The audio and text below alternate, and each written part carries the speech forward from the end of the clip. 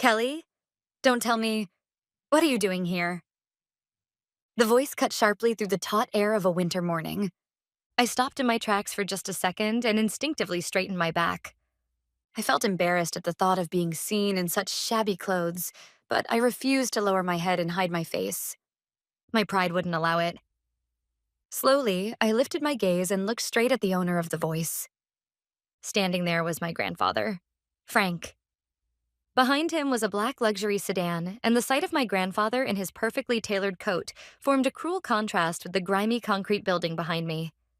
At the entrance hung a sign that read, St. Mary's Transitional Housing for Students. Yes, my billionaire grandfather had just seen me walking out of transitional housing for homeless students. Grandpa. My voice was slightly hoarse from the cold, dry, early morning air, but it came out clearly enough. It's been a while. Suppressing my agitation, I forced myself to greet him calmly.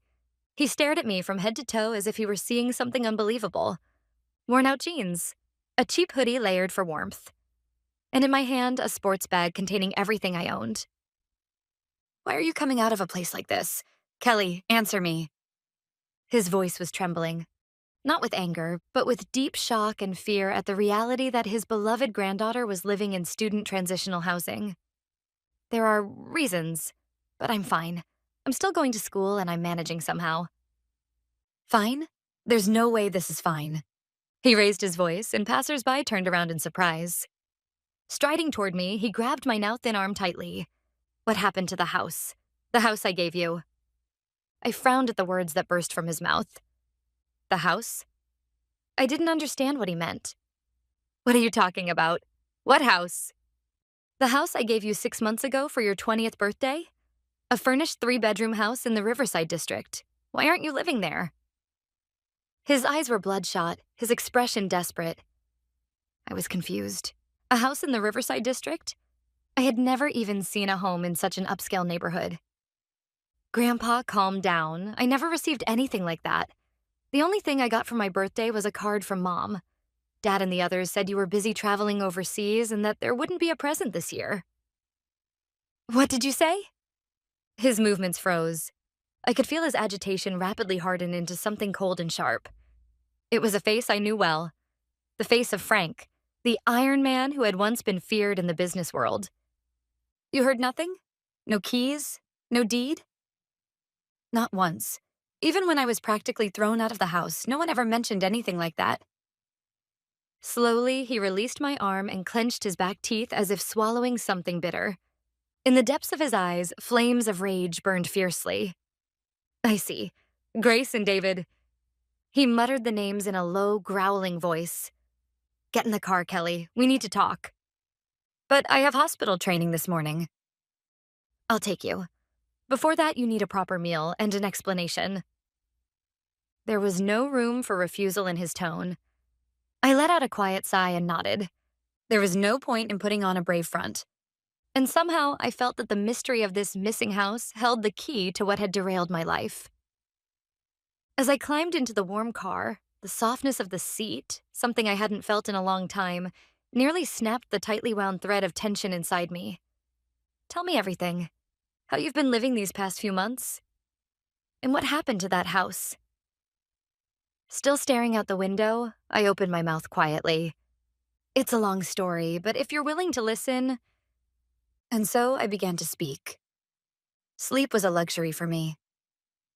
At the time, my average sleep was 3.5 hours a night. If I managed 4 hours, it felt like a miracle. A holiday. Every morning, I woke up from sheer tension before my 4 a.m. alarm ever rang. I'd splash my face with cold water and look at the dark circles reflected in the mirror, whispering to myself, just a little longer, just 2 more years. Along with my nursing studies and clinical training, I was working 2 part-time jobs.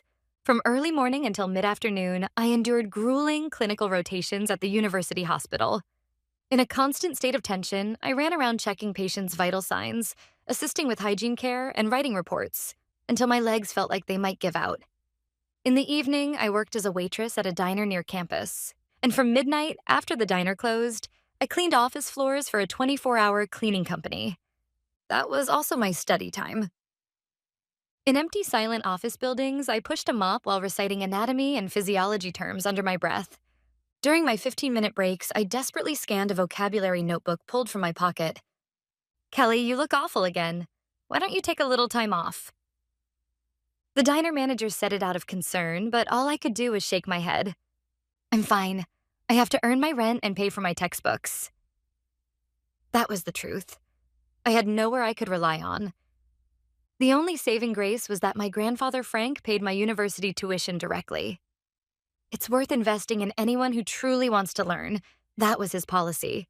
If it weren't for him, I would have dropped out of college long ago. When I dragged myself back to my parents' house after 2 a.m., exhausted beyond words, the living room lights were always blazing. The TV blared loudly, mixed with bursts of laughter.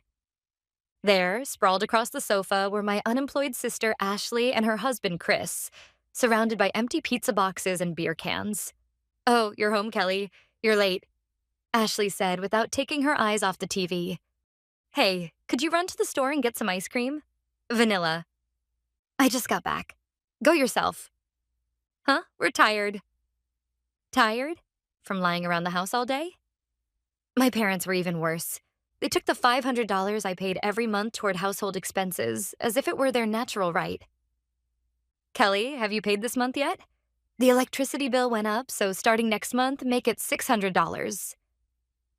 "Mom, my part-time wages are already at their limit. Why don't you ask Ashley and Chris to contribute too?"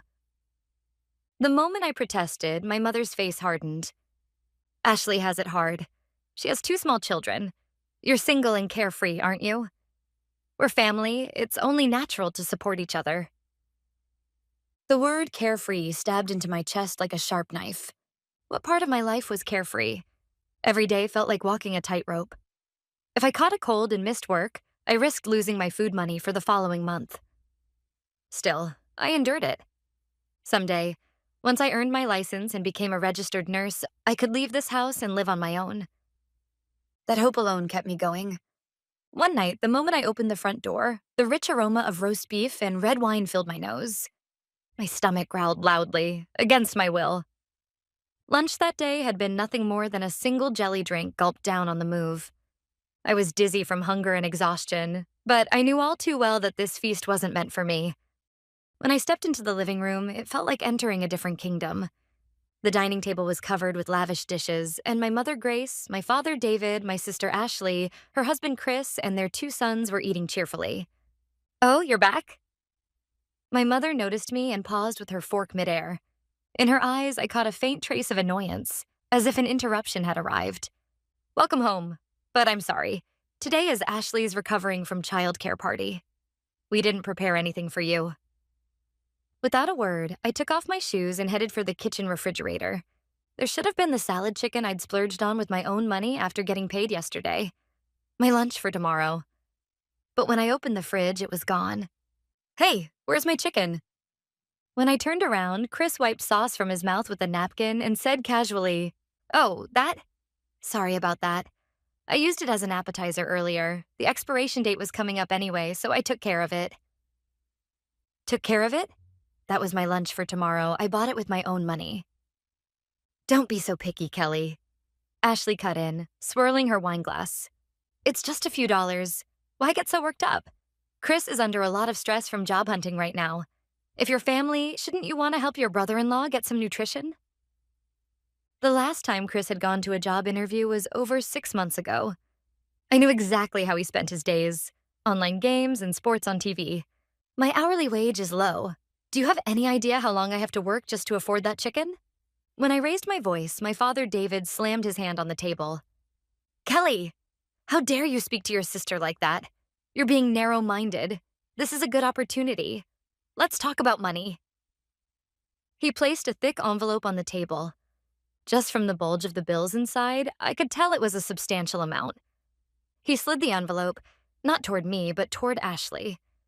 "Here you go, Ashley. This month's support. There's $2,000 in there." My eyes widened. $2,000. He handed it over effortlessly to a daughter who didn't work at all. "Thank you, Dad. This really helps," Ashley said, hugging the envelope with a beaming smile. "Wait a second. Dad, when I asked you for help with my textbook costs last week, you said you couldn't afford it, didn't you? So how can you give Ashley that much money every month? My mother answered with a sigh. Kelly, you really don't understand. Ashley has a family to protect. Appearances matter. And we can't let the children feel miserable, can we? They need dignity. Dignity? Don't I need dignity too? You're single. Living for one person is manageable. Ashley and her family are just in her charging phase of life. I swallowed my anger and retreated to my room. But the moment I opened the door, I was struck speechless. My small room, supposed to be my sanctuary, had been ransacked. The anatomy notes I'd spread across my desk were scattered all over the floor. My precious textbooks were scribbled over with crayons, and several pages had been torn out. On the bed, my nephews were jumping up and down with their shoes still on. What do you think you're doing? When I shouted, the kids burst into tears in surprise, and Ashley came rushing in. Hey, what do you think you're doing to my children? Look at this. My notes are ruined. I have a test tomorrow. They're just pieces of paper, aren't they? The kids were just playing. Try being more open-minded. Honestly, studying all the time really warps your personality. She tossed out those parting words and left the room with the children. When silence returned, I sank down onto the floor, clutching my torn notebook in my hands. I'll leave this house, no matter what. That determination alone kept me from losing my sanity. But I didn't know then. I didn't know that by that point already, my golden ticket out of this hell had been concealed and crushed by my own parents. My 20th birthday fell on a gloomy, rain-soaked Tuesday. I hadn't expected anything. I knew expectations only existed to be betrayed. Still, somewhere deep down, I was waiting to hear from my grandfather, Frank. No matter how busy he was, he always sent me a card or called me on my birthday every single year. But my phone showed 0 notifications. When I got home late that night, dragging my feet, my parents and Ashley and Chris were gathered around the dining table, whispering in hushed tones. The moment I opened the door, they jerked their heads up and hurriedly hid the documents spread across the table. Oh, Kelly, you're back, my father David said, clearing his throat theatrically. Come to think of it, today's your 20th birthday, huh? Congratulations. Here. My mother Grace casually tossed me an envelope containing $20 worth of gift cards.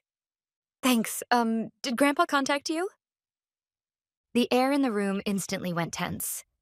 My parents exchanged a brief glance. Oh, about that.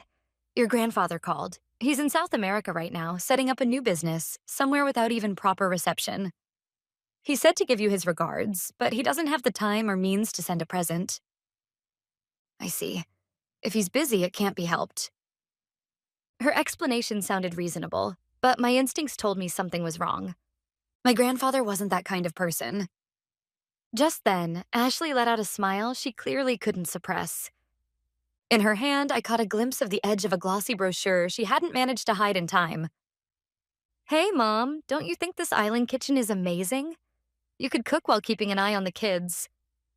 It really is wonderful. And the living room is so spacious. Looks like it gets great sunlight, too. Are you guys moving? Ashley looked at me with a triumphant grin. Yes, we finally found a house worthy of us. Oh, did Chris find a job? Hey, watch your mouth, Chris snapped, beer in hand. This is just, well, our luck turning around. Life's not so bad after all. I lost interest and headed for my room. They probably got the money from our parents again. What I didn't know, what I couldn't have known, was that among the documents they'd hidden was a property deed with my name on it. And that the wonderful new house Ashley was so excited about was the very house my grandfather had given me. The verdict came abruptly the week after my birthday. I'll get straight to the point. We're moving out of this apartment at the end of the month, my father said in a businesslike tone after dinner. Moving out? Where are you going? We're moving to Ashley's new house, my mother continued. It's a wonderful place. We'll all live together and help take care of the grandchildren. Ashley snorted smugly. That's right. There are plenty of rooms. In exchange for taking care of Mom and Dad in their old age, we prepared spacious rooms for them. How did you even afford something like that? That's none of your concern. My father cut in sharply. What is important is this. There's no room for you there. It felt as though time itself had stopped. What do you mean? Exactly what it sounds like. That house is a sanctuary for Ashley's family. You're 20 now, aren't you? Don't you think it's shameful for an adult daughter to keep leeching off her parents? Leeching? I pay my own tuition and living expenses. If anything, the ones leeching are Ashley and her husband. Watch your mouth, my father roared. Your sister has just seized a major opportunity in life. And instead of celebrating her, all you can think about is yourself and where you'll live. How selfish can you be? Selfish? You're telling me I'm losing my home. That's why we're telling you to become independent, my mother said, her voice gentle but her eyes cold. Take this as your chance to start living on your own. You'll be out by this weekend. Pack your things and leave. We won't tell you our new address. This is tough love, so you won't come crawling back. Try to understand our intentions as parents. Parental love. How could they even bring themselves to use such a word? Their true intentions were painfully obvious. They no longer needed the money I earned. That weekend, I left the apartment with 2 suitcases stuffed with everything I owned and a single backpack. My family had already moved their belongings out and left. Without me. With nowhere else to go, I eventually ended up at a student transitional housing facility on the outskirts of town. Nights there were never quiet. Coughing echoed from every direction, moans from people trapped in nightmares. The stench of bleach mixed with mold hung in the air. I was forced to provide a urine sample with the bathroom door open, right in front of a supervisor. I bit my lip until it bled, holding back tears as I complied. I was a future medical professional. I had never once touched drugs, and yet in that place, I was nothing more than a number under supervision. At night, I slept clutching my backpack to my chest like a baby. Inside were my expensive medical textbooks and the little cash I had left. Even shoes were stolen there, so I tied my sneaker laces around my wrists before crawling into bed. At 5 a.m., we were shaken awake. After cleaning duties, I changed into my white clinical uniform in a public restroom near the station. That was where Kelly, the diligent and outstanding nursing student, existed. One rainy day, shaking with a high fever in the transitional housing facility, I scrolled through social media on my phone. A photo posted by Ashley appeared. In a spacious, modern living room, the whole family stood smiling, glasses raised, gathered around a glowing fireplace. The caption read, "Our first party in our new home. Grateful for the best family ever." Through the window behind them, I could see the beautiful night view of the Riverside district. Why was I shivering in a moldy bed while they warmed themselves by a fireplace? I cried until I had no tears left, burning with frustration and injustice. And then, the next morning, as I staggered out of the transitional housing facility, my grandfather Frank's car was waiting right in front of me. When I finished telling him everything, the feared Iron Man, Frank covered his face with both hands, his shoulders shaking as he cried. "I'm sorry. I was a fool. I trusted your parents too much." He wiped his tears and looked at me with eyes full of resolve. "Kelly, listen carefully. That house Ashley is living in, the one in Riverside, I bought it with my own money and registered it in your name. It is your house." "What?" "The deed and the keys were entrusted to your parents through my lawyer. I told them it was a surprise for you. They stole it, deceived you, and even drove you out." A cold chill ran down my spine. That house, the one Ashley had bragged about as being worthy of them, was mine? That can't be true. It is, and I'll prove it. My grandfather placed me in a luxury hotel suite and made sure I ate properly. While I rested, he called my mother Grace. "Dad, how's the business in South America?" Her syrupy voice came through the speaker. "Going well. By the way, how is Kelly doing? I haven't been able to reach her." "Oh, she's doing great. She's enjoying living on her own in an apartment near her school. She said she wants to focus on her studies, so she asked us not to contact her too much." A lie. They didn't even know where I was. "I see. Actually, it looks like I'll be able to come home this Christmas. I was hoping we could all gather as a family."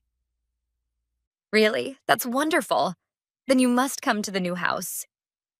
"Oh, a new house. That sounds delightful.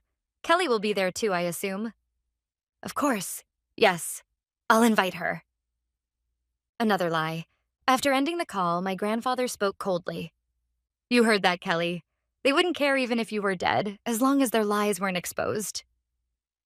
He stood and gazed out the window. I've already contacted my lawyers, property records, transfer histories. Everything will be examined. And then, Christmas. He turned back to me and smiled gently. Until then, rest here. And on Christmas, you'll wear the finest dress and return with me to your house. On Christmas Eve night, I wore a deep crimson velvet dress my grandfather had chosen for me. You're beautiful, Kelly. This is who you were always meant to be. We stepped into the waiting limousine and then we headed toward the Riverside district. Soon, the car stopped in front of a grand estate with an imposing gate. There it was, the house I had dreamed of. A beautiful brick exterior, but hanging on the front door was a tasteless wreath that read, "Welcome to the Smith family." Are you ready? Yes, I'm ready. My grandfather rang the doorbell. From inside came my mother's cheerful voice. Coming, it must be the pizza delivery. The door opened. Merry Chris. The smile that had been spread across my mother's face froze instantly. Standing in front of her were the father who was supposedly in South America, and the daughter who was supposed to be missing. Father, and Kelly? This can't be. Why are you here?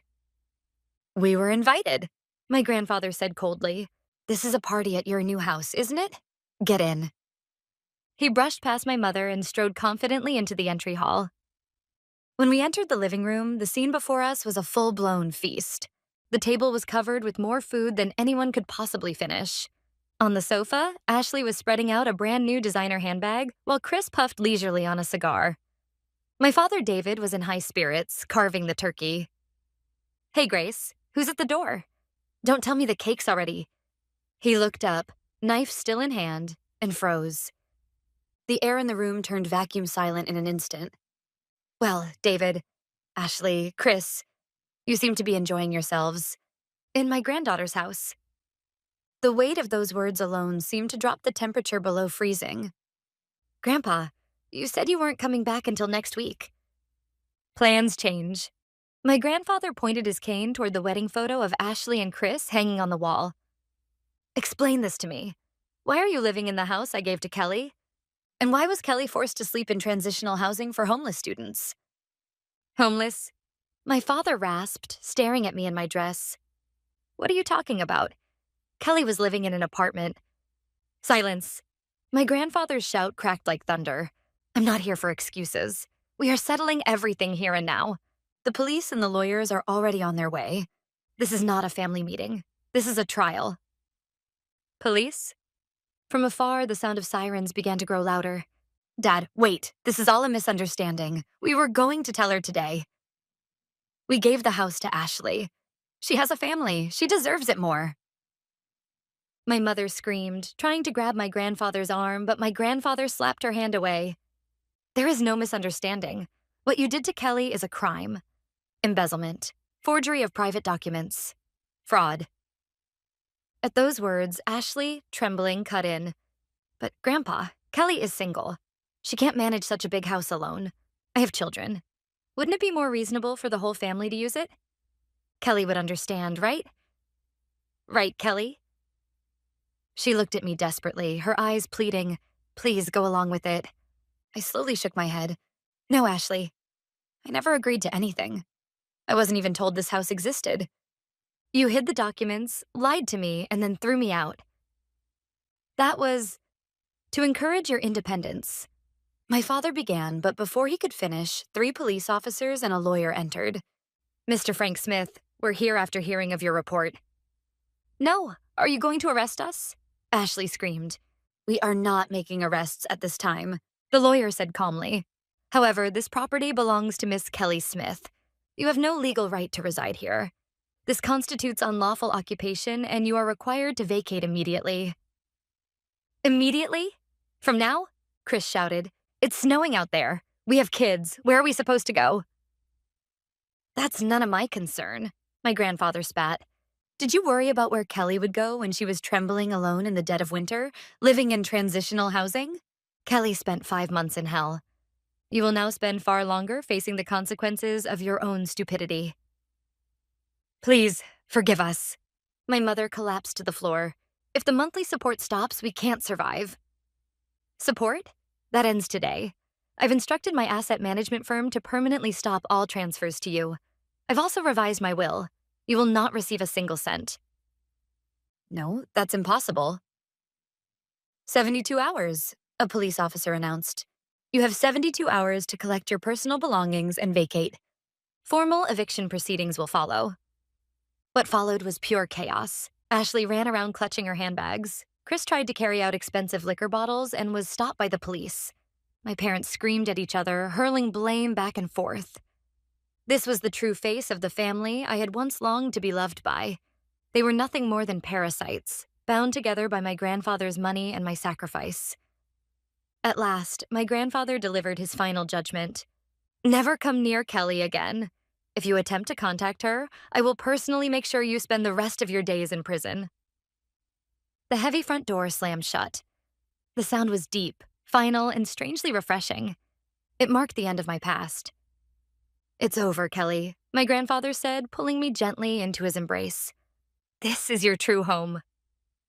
I buried my face in my grandfather's chest, tears streaming down my face. They weren't tears of sorrow. They were tears of rebirth. 6 months passed after that upheaval, and spring arrived. My home is now wrapped in gentle sunlight. The living room, once cluttered and gaudy with my family's unchecked desires, has been reborn as a simple, calm space. As for what became of them afterward, this is what I've heard through the grapevine. My parents eventually divorced after tearing each other apart with constant fighting. My father, David, unable to find steady work because of his age, is scraping by with a traffic control part-time job. My mother, Grace, after going around begging friends for money, was abandoned by all of them and now lives in an old public housing unit. And my sister, Ashley, and her husband, Chris. For the first time in their lives, they are facing the reality of working up a sweat to survive. Ironically, the job Chris ended up with is as a night shift cleaner at the very same cleaning company where I once worked. Ashley, meanwhile, is frying potatoes in a fast food kitchen soaked in grease. They complain about back pain and low wages, apparently. But those are exactly the hardships I once endured in silence. A few times, letters and missed calls came from them. We're sorry. Don't you want to see your parents?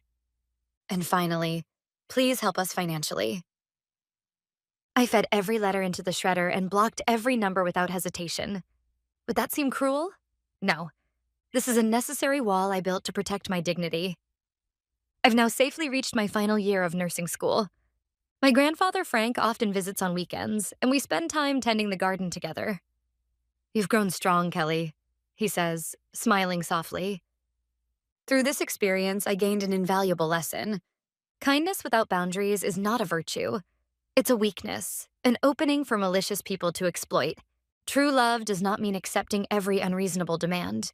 Having the courage to say no, and respecting one another as independent individuals, that is what makes a healthy relationship. Today, I live without being exploited, without reading anyone else's mood, steering my life by my own will.